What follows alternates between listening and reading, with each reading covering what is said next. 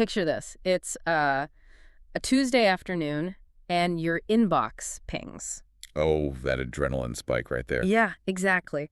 Because it's the email you've been waiting for, right? After weeks of just grueling interviews, an official job offer. It's a huge relief. It is. Your heart jumps, you open the attached PDF, you scroll down to the salary, and you just feel your stomach drop. Because it's low. Right. It's like $10,000 below your target. But almost instantly, that disappointment is kind of swallowed by this massive wave of relief because you actually got an offer. You're just glad it's over. Exactly. You tell yourself, well, that's a foot in the door. You tell yourself that asking for more would be, aggressive or maybe even rude. Yeah, people feel so uncomfortable. Totally. So in the exact same hour you receive it, you hit reply, type, I accept, and send it off. Just like that, you've left $10,000 on the table, purely because the idea of asking for it felt weird. It's such a painful scene, and what's wild is that it plays out thousands of times every single day. I mean, I've done it. We all have.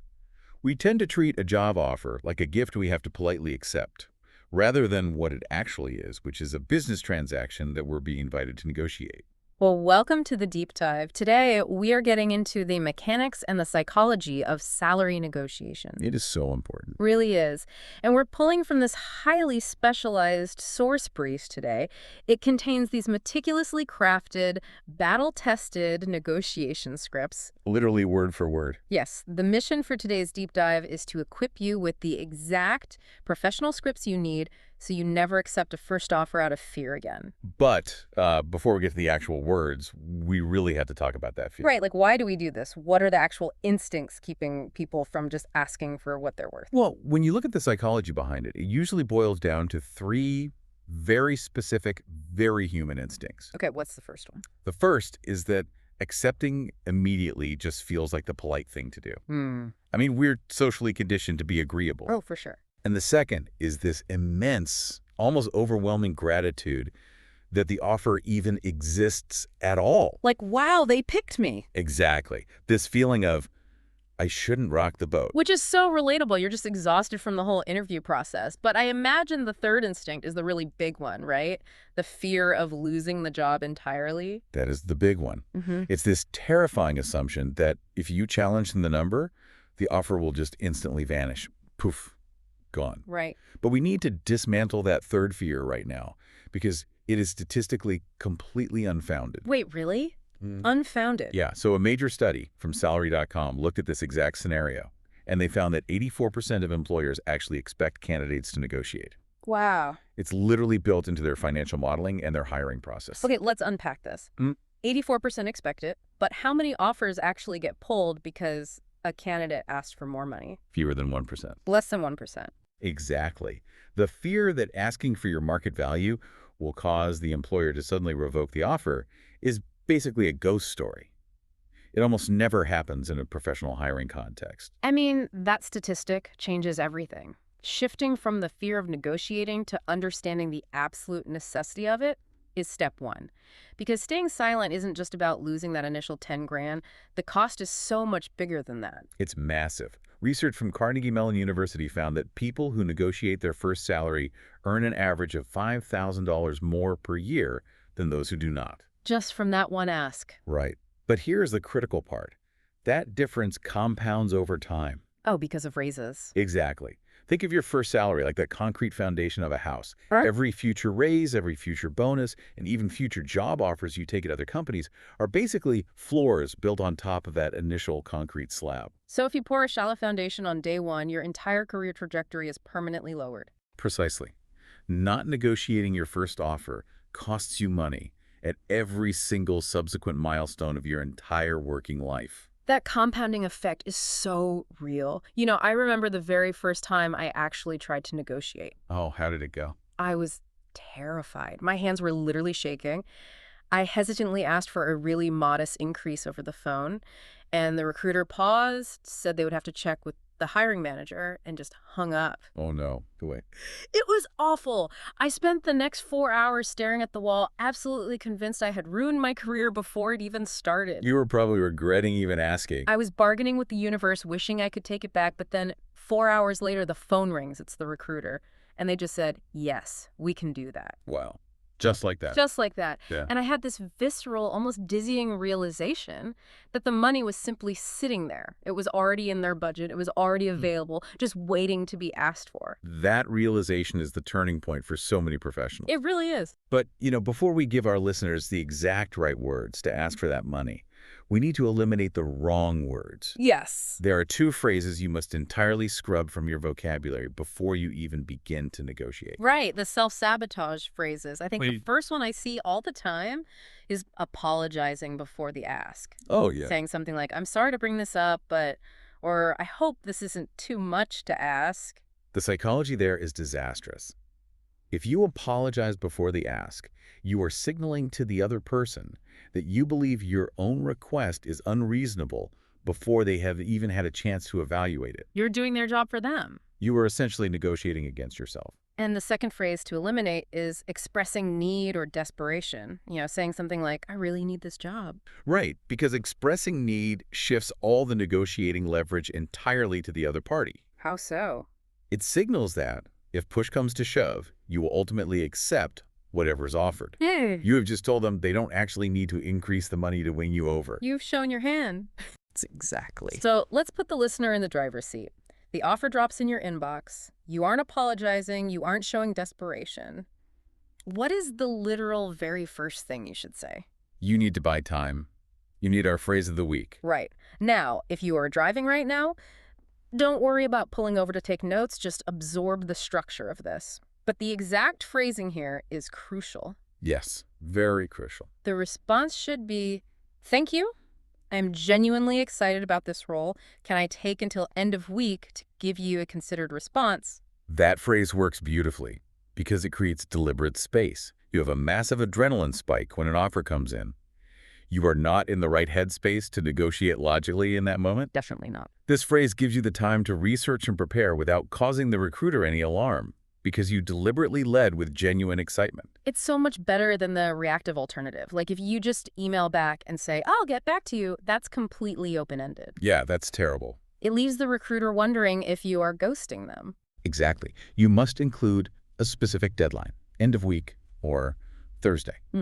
That structure maintains your professionalism and shows you are managing the process, not just stalling. Okay, so you've bought your time. You are breathing normally again. You've done your research using tools like levels.ifi, which, by the way, if you haven't used it, is a fantastic platform where professionals anonymously verify their actual compensation with W-2s. Way more accurate than just Googling average salary. Oh, 100%.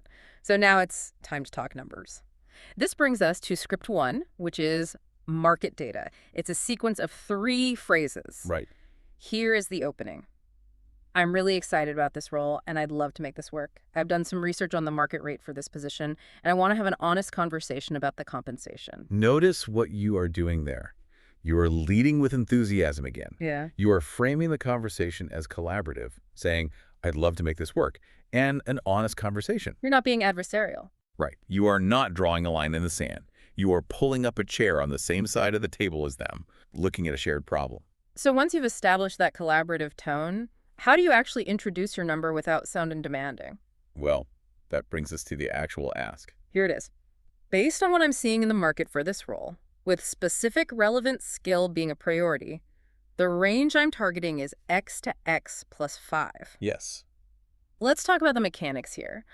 Why are we giving a range, and where exactly are we putting our target number within that range? This is known as the anchoring principle. You always name a range, never a single static number. Okay. But crucially, you strictly place your actual target number at the bottom of that range, not the middle. If your true target is $90,000, your stated range is 90 to 95. Because negotiation has a natural gravity to it. It really does. It pulls numbers downward from the initial anchor point you set. If you put your target in the middle, say 85 to 95, the recruiter is going to anchor to the 85. And you've instantly lost $5,000. Exactly. Also, notice the inclusion of the specific skill in that script, saying, with project management being a priority. Oh, right. That turns your request into a solid business case tied directly to their corporate needs, rather than just your personal preference for more money. Then we close the loop. The recruiter hears your number and says, let me take that back to the team. You immediately follow up with the third phrase, Yes. which is, I appreciate that. I want to be clear that I'm genuinely excited about the role. The compensation conversation doesn't change that. I just want to make sure we start on a foundation that reflects the value I'm bringing. This is pure defensive driving. I love that term for it. Well, a recruiter's biggest fear during a negotiation is that you are suddenly ambivalent about the job and might walk away entirely.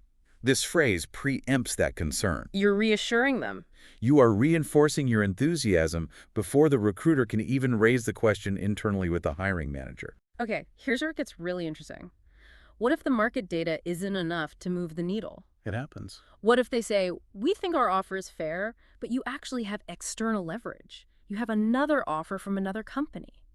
That brings us to script 2, the competing offer.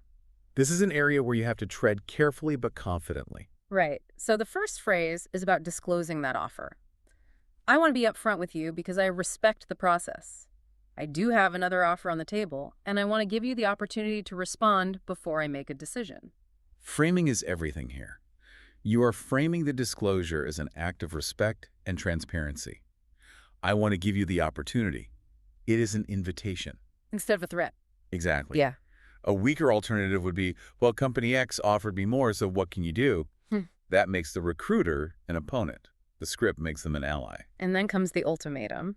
And this is arguably the strongest phrase in this entire brief. Oh, absolutely. The other offer is at X, but this role is the one I'm more excited about. If you can get to target, this is an easy decision for me. It is incredibly powerful because it removes all ambiguity.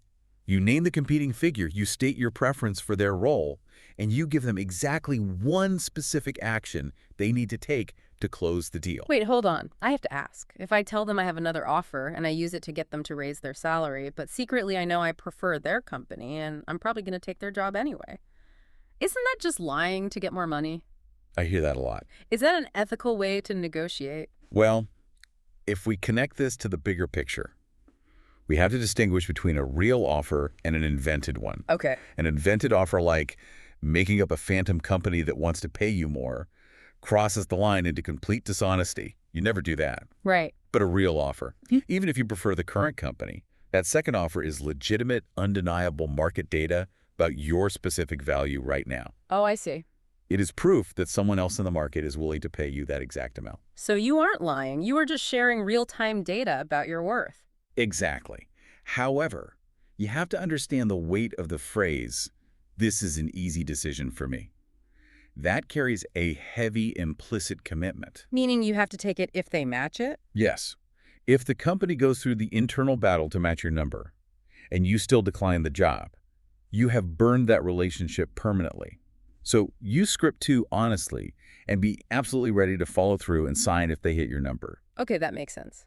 But what if they literally can't? What if the recruiter comes back and says the base salary is completely immovable? Like they say, we're at the top of our internal band, we can't go a penny higher. Well, when a recruiter says internal bands, they're talking about the strict salary minimum and maximum the company has legally approved for that specific job title. Right.